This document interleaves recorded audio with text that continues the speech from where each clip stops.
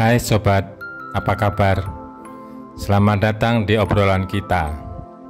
Kali ini kita ngobrol sambil minum teh mawar dengan hidangan jajanan Indonesia, onde-onde dan gemblong. Kita akan ngobrol tentang strategi pemasaran. Apakah masih diperlukan strategi pemasaran untuk memenangkan pasar? Mari kita bahas secara detail bersama-sama.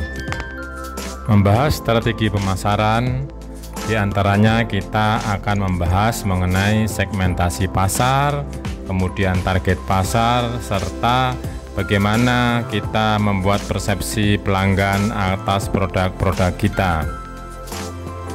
Teh bunga mawar dan jajanan Indonesia, onde-onde dan gemblong sudah tersaji di depan kita. Kita sedang menyeduh teh bunga mawar. Pada saat kita mempersiapkan produk kita, setidaknya kita tahu bahwa produk kita ini siapa yang akan beli. Kemudian bagaimana mereka akan membeli produk kita, atau mengapa mereka membeli produk kita.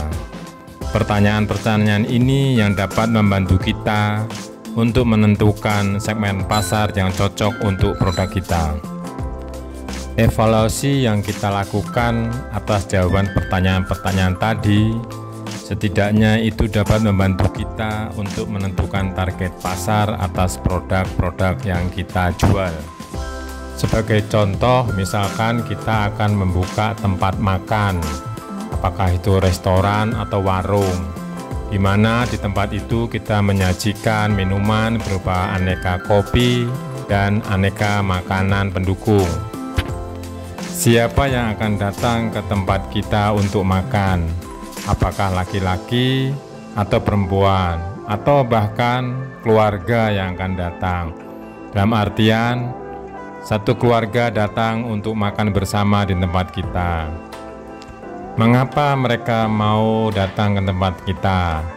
Apakah karena makanannya yang enak, atau minumnya yang enak, atau karena suasana restoran yang nyaman, atau bahkan pemandangan di sekitar restoran yang menjadi daya tarik mereka untuk datang ke tempat kita? Hal ini yang kita kaji lebih dalam hingga kita menentukan target pasar atas restoran atau warung kita. Penentuan target pasar itulah yang menjadi acuan kita untuk menawarkan produk-produk sesuai dengan target pasar. Selain produk-produk berupa makanan dan minuman, tentunya bagaimana suasana restoran serta pemandangan di sekitar restoran yang harus kita persiapkan sesuai dengan target pasar kita.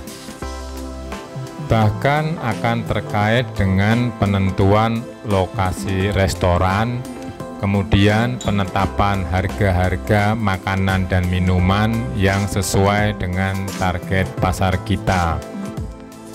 Penetapan segmentasi pasar dan target pasar menjadi suatu hal yang penting karena nanti akan berkaitan dengan langkah selanjutnya di taktik pemasaran.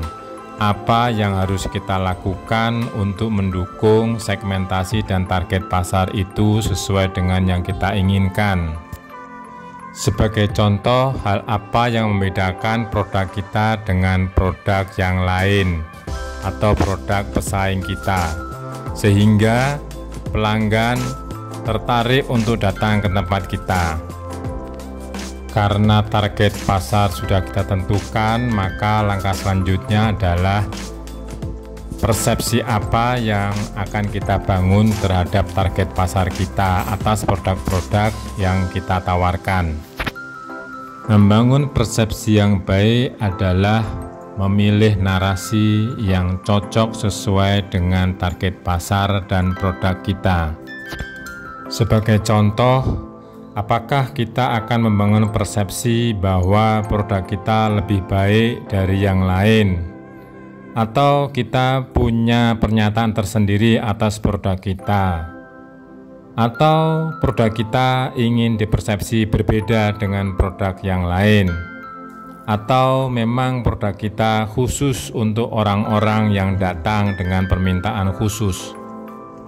Untuk yang terakhir ini berarti kita harus melayani pelanggan kita secara customize, sehingga produk yang kita tawarkan mempunyai keunikan sesuai dengan pesanan pelanggan.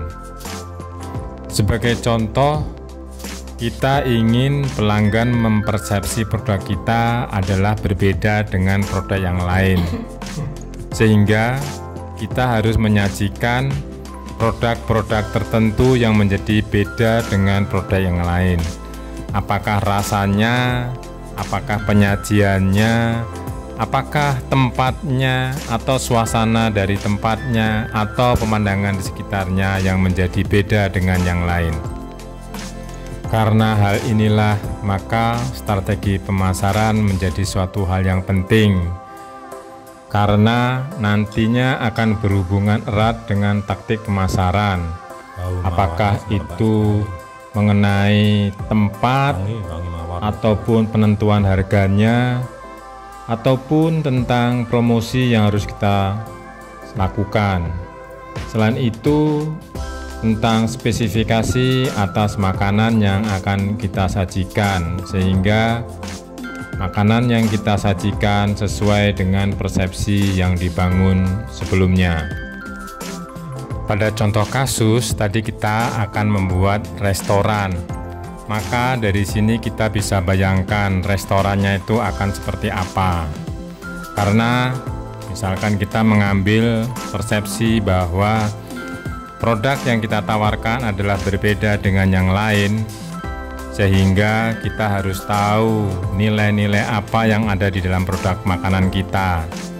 Kemudian variasi yang seperti apa yang harus kita sajikan, sehingga pelanggan merasa bahwa ini beda dengan yang lain, termasuk di dalamnya yaitu suasana dari restoran, kemudian pemandangan yang ada di sekitarnya, kemudian bagaimana dengan tenaga-tenaga profesional yang ada di dalam restoran itu pada saat melakukan pelayanan atau melayani pelanggan.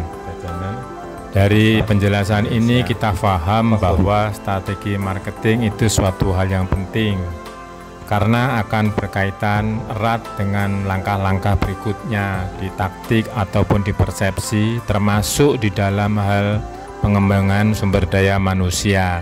Tentunya juga berhubungan dengan bagaimana pengadaan sumber keuangan atau biaya yang akan diperlukan, bagaimana penyediaan dananya. Demikian yang dapat kita sampaikan ulasan secara detail mengenai strategi pemasaran. Semoga apa yang kita sampaikan bermanfaat buat sobat semua. Terima kasih sudah meluangkan untuk mendengarkan obrolan kita.